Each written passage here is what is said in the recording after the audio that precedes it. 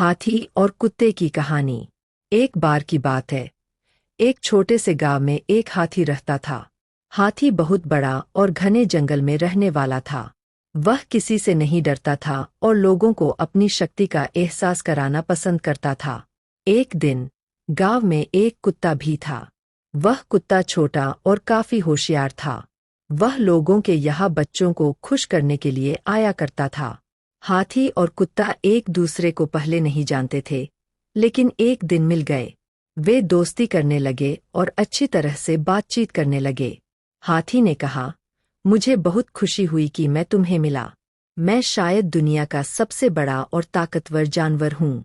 कुत्ता समझता था कि हाथी थोड़ा बड़ा और घमंडी है, इसलिए उसने कहा, हाथी, मुझे मालूम है कि तुम बहुत बड़े हो, लेकिन फिर भी इंसान तुम्हें धकेल कर मार सकता है, और मुझे तो बहुत छोटा और दुर्बल होने की वजह से सब कुछ बचाना होता है।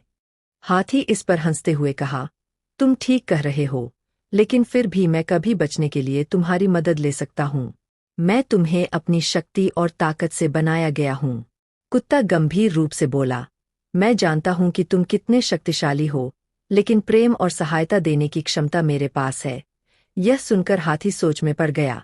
वह समझ गया कि शक्ति और ताकत के बावजूद प्रेम और मदद कुछ भी नहीं होते हैं।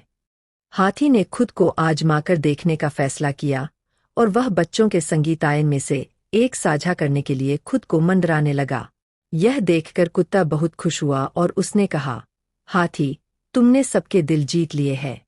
तुम्हारी हमारे गांव में बहुत जरूरत थी, जहां हमेशा खुशी और प्रेम की कमी महसूस होती थी। हाथी बहुत खुश हो गया क्योंकि उसने समझ लिया था कि हाथी और कुत्ता एक ही गुण रखते हैं, प्रेम और सहायता देने की क्षमता। यह बात हाथी के जीवन में एक महत्वपूर्ण सीख थी कि शक्ति और ताकत से भी बढ़कर प्रेम और सहायता का महत्व होता है।